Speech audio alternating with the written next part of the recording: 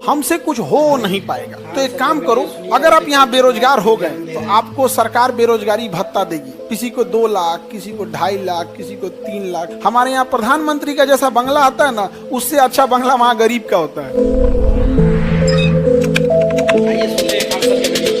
Finland, ये Norway, Sweden, Finland और ये नॉर्डिक कंट्री है ना, अगर आप यहाँ बेरोजगार हो गए तो आपको सरकार बेरोजगारी भत्ता देगी। किसी को 2 लाख, किसी को 2.5 लाख, किसी को 3 लाख, इस टाइप का मंथली बेरोजगारी भत्ता है। सोचो, और वहाँ के लोग इस बेरोजगारी भत्ता को लेने के लिए, जैसे लग्जमबर्ग हो गया, ये सब हो गया, अपने आप में शर्म महसूस करते हैं। गरीबी मेंटली अगर हो गई, 2 तरह की गरीबी होती है। एक इंसान पैसे से गरीब होता है, वो अमीर बन जाता है। एक होता है मानसिकता से गरीब, पूछो जरा जिंदगी भर हुए रह जाता है। समझ में आ गया? किसी गरीब को देखोगे ना, तुम्हें बहुत लगेगा कितना डिसिप्लिन, कितना तरीका तमीज वाला है, संघर्षशील है, और वो छल कपट नहीं मिलेगा। और किसी में भी अगर छल कपट आ गया, चाहे वो गरीब है या अमीर है, वो ज्यादा दिन टिकता नहीं है। पता नहीं चल, रावण की लंका दह गई, यहाँ 2-4 लाख रुपया लेके कूद रहा है। अपने गाँव में तुम एक ऐसा देखोगे ना, 1 लाख रुपया अगर ले लिया है ना, तो अंबानी को धक्का मार देगा। अगर जेब में होकर 1 लाख आ गया तो अंबानी को धक्का मार देगा। वो कहेगा देख नहीं रहा है आपको,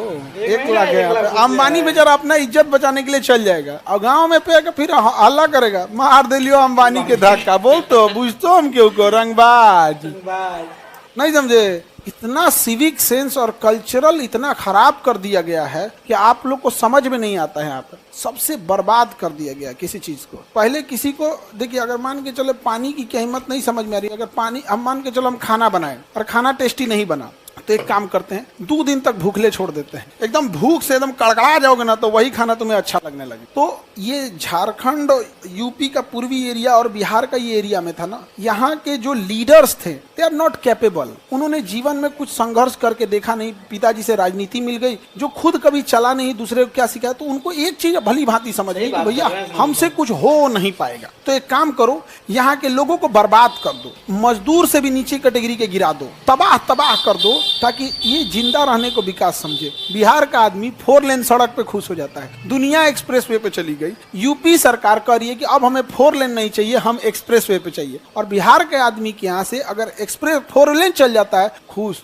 अरे 2 लेन सड़क, या उसी सड़क पे आता है, उसी सड़क पे जाता है, बस बढ़िया पीछ बैठल है तो कहता अपने यहाँ का सड़क बढ़िया है। जिस राज्य में 100 किलोमीटर 100 से स्पीड कम गाड़ियां चलती हैं, यानी 1 घंटे में अगर आप 100 किलोमीटर नहीं चल सकते हैं, वो राज्य कभी आगे नहीं जाएगा।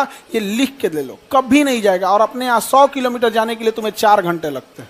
किसी का गाँव यहाँ से 100 किलोमीटर है तो तुमको 3-4 घंटा लगेगा, 4 घंटे लग जाते हैं। जिस दिन तुम 100 किलोमीटर 1 घंटे में चले गए, वो राज्य आगे चला जाएगा। क्योंकि राज्य को आगे ले जाने वाले लोग के लिए वही लोग ले जा सकते हैं जिनके लिए समय कीमती होता है। वो लोग ले जा सकते हैं, समय बहुत ज्यादा कीमती होता है, इसलिए वो बहुत किसी भी चीज को आगे ले जाते हैं। ऐसे देखो ना, जहाज का जो टिकट होता है, अगर तुम पहले बुक कर लोगे तो सस्ता पड़ेगा, लेकिन जितने बिजनेस वाले हैं उन लोगों के लिए पैसा मायने नहीं रखता, टाइम मायने रखता। तो लास्ट टाइम पे बुक करते हैं, 1 घंटा पहले, 2 घंटा पहले। अच्छा अभी निकलना है, तब तो ये काम कर लो, कर ले, 4 गुना 5 गुना में जाते हैं। लेकिन फिर भी क्या जाते हैं, टाइम बहुत मायने रखता है। यहाँ के लोगों को आप बेरोजगारी भत्ता दीजिएगा तो लेते नहीं है, सब वहाँ पे कहते हैं इसकी बेइज्जती हो रहा है हमारा। और अपने यहाँ अगर 3 लाख 4 लाख रुपया अगर बेरोजगारी मिलने लगे, हाथ गोड़ तोड़ के काट के बैठ जाएगा सर।